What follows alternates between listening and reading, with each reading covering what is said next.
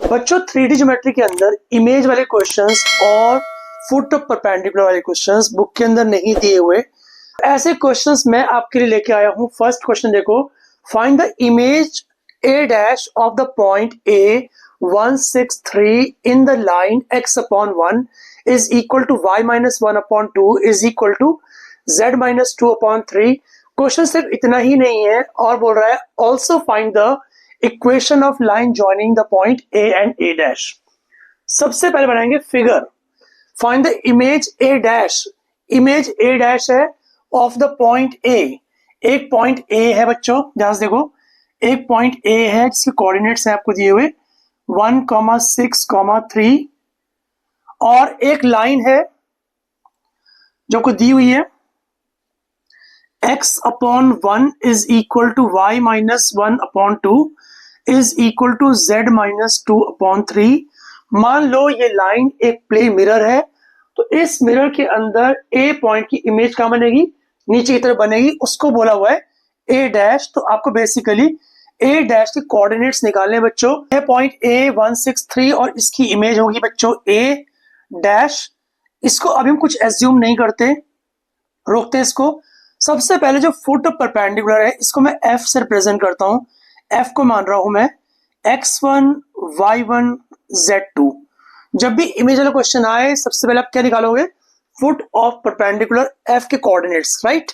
अब ध्यान से देखो, जो F पॉइंट है बच्चों वो इस लाइन के ऊपर लाई कर रहा है, ठीक है। यहां से स्टार्ट करो, लिखो एज F से कोऑर्डिनेट्स क्या है? x1, y1, z1 lies on the line. किसके ऊपर लाई करता है? जो कोई लाइन दी हुई है x upon 1 is equal to y minus 1 upon 2 is equal to z minus 2 upon 3। अगर x1, y1, z1 इस लाइन के ऊपर लाई करेगा तो जहां पर x है बच्चों वहां पर लिख देंगे x1। x1 upon 1 is equal to, जहां पर y है वहां लिखो y1, y1 माइनस 1 अपॉन 2। ऐसे ही जहां पर z है वहां पर लिखो z1 minus 2 upon 3 is equal to, इसको एक k पैरामीटर के इक्वल एज्यूम कर लोगे। इतना कर लोगे, पक्की बात। अब यहां से देखो हम x1 क्या निकालेंगे। अगर x1 अपॉन 1 को k के इक्वल करोगे बच्चों तो x1 क्या आएगा? 1k। ऐसे ही y1 माइनस 1 को 2k के इक्वल कर दो तो यहां से y1 क्या आएगा? 2k plus 1, correct. ऐसे ही z1 माइनस 2 अपॉन 3 को अगर मैं k के इक्वल करूं तो यहां से बच्चों z1 क्या आएगा? ये आएगा 3k प्लस 2। तो मैंने क्या किया? x1, y1, z1 की वैल्यूज निकाल ली। अब ध्यान से देखो, कॉन्सेप्ट समझने वाला है। जो लाइन हमारी a डैश है वो गिवन लाइन जिसको हम L बोल सकते हैं, इसके ऊपर क्या है? परपेंडिकुलर है, ठीक है, राइट। तो एक काम करो, सबसे पहले निकालो AF के direction ratios of A dash. कैसे निकालते हैं? x2 minus x1, y2 minus y1, z2 minus z1। ये z1 है बच्चों। तो x1 माइनस 1 देखो यहां पर x1 minus 1, y1 minus 6, y1 minus 6, फिर है z1 माइनस 3, लिखो z1 माइनस 3। अब ध्यान से देखो, जो AF है वो गिवन लाइन के परपेंडिकुलर है, ठीक है। AF क्या है? गिवन लाइन के परपेंडिकुलर है। तो यहां लगाएंगे हम कंडीशन ऑफ परपेंडिकुलरिटी। वो क्या होती है बच्चों? वो होती है A1 A2 plus B1 B2 plus C1 C2 is equal to 0, correct. A1 क्या है? x1 माइनस 1, A2 क्या है? 1, B1 क्या है? y1 माइनस 6, B2 क्या है? 2, C1 क्या है? z1 माइनस 3 और C2 क्या है? 3 इज इक्वल टू 0। जब A1 A2 plus B1 B2 plus C1 C2 is equal to 0 निकालेंगे तो क्या आएगा हमारे पास? x1 minus 1 plus 2 y1 minus 12 plus 3 z1 minus 9 is equal to 0। थोड़ा सिंप्लीफाई करते हैं तो x1 plus 2 y1 plus 3 z1 -1 -12 -13 -30 -9 बच्चों -22, -22 को राइट हैंड साइड पे लेके जाएंगे तो इक्वल टू 22 आ जाएगा। ये इक्वेशन आप सेफ रखो।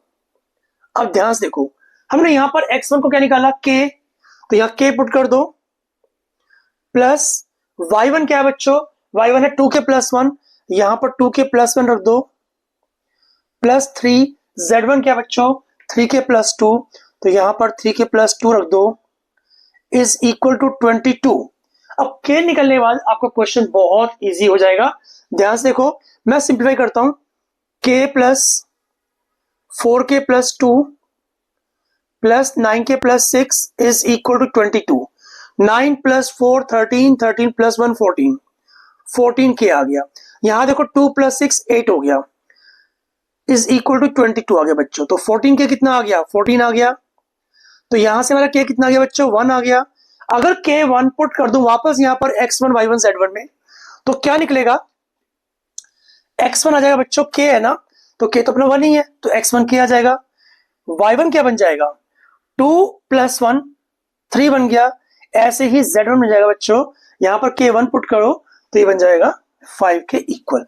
इतना ठीक से आ गया। यानी जो फुट ऑफ परपेंडिकुलर था x1 y1 z1, वो आपका क्या बन गया, वो बन गया 135। यानी को 1,3,5 ये हमारा आंसर नहीं है। हमारा आंसर क्या है, हमें निकालना है इमेज के कोऑर्डिनेट्स। तो ध्यान से देखो, मैं इसको एज्यूम करता हूं इमेज को x2 y2 z2, करेक्ट, ठीक से आ गया। अब देखो a डैश का मिड पॉइंट क्या है, f है, तो using the mid point formula, mid point formula क्या होता है बच्चों, वो होगा x1 + x2/2 is equal to 1।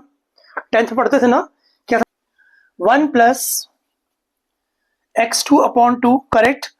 ऐसे ही 6 + y2/2, ऐसे ही 5 इज इक्वल टू 3 + z2/2। इन तीनों इक्वेशंस में से हम लोग x2 y2 z2 बहुत आराम से निकाल सकते हैं। तो देखो यहां पर x2 क्या आएगा, 2 - 1 1 आ गया, x2 आ गया 1।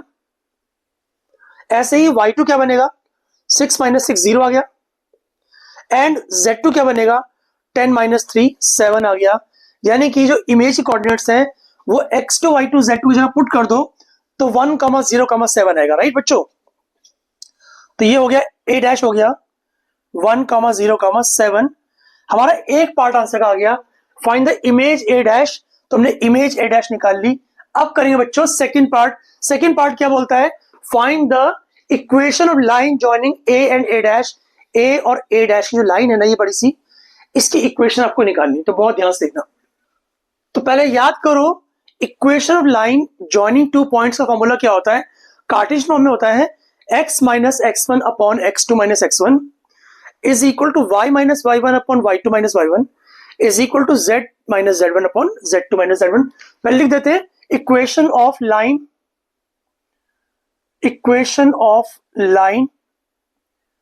joining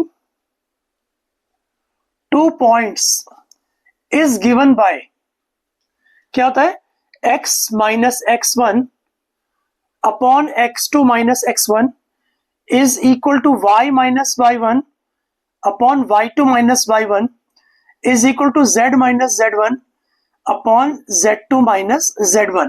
163 को x1 y1 z1 ले लो और 107 का ले लो x2 y2 z2। तो हमारी इक्वेशन क्या बनेगी, x - 1/x2 - x1, 1 - 1 बच्चों 0 आ गया। ऐसे ही यहां देखो y - y1 y - 6/y2 - y1, यानी कि 0 - 6, यहां बच्चों -6 आ गया। ऐसे ही यहां पर देखो हम लिखेंगे z - z1 z - 3/z2 - z1, यानी कि 7 - 3 बच्चों ये 4 आ जाएगा। तो ये जो हमारा आंसर है ना इक्वेशन लाइन, ये इस क्वेश्चन का सेकंड पार्ट है। फर्स्ट पार्ट में आपको इमेज निकालनी थी, तो फर्स्ट पार्ट का आंसर 107 आ गया। एंड सेकंड पार्ट में आपको निकालनी थी equation of line joining a dash, तो वो आ गया आपका आंसर, ये सेकंड पार्ट ये हो गया। आई थिंक आपको दोनों ही आंसर ठीक से समझ में आ चुके होंगे। अगर आपको समझ में आया हो तो वीडियो को लाइक जरूर करें बच्चों, और चैनल पर अगर नए हैं तो चैनल को सब्सक्राइब करें, क्योंकि ऐसी वीडियो लगातार आती रहेंगी आपके एग्जाम तक। और मिलते हैं नेक्स्ट वीडियो में आपसे जल्दी ही। टिल देन बाय बच्चों।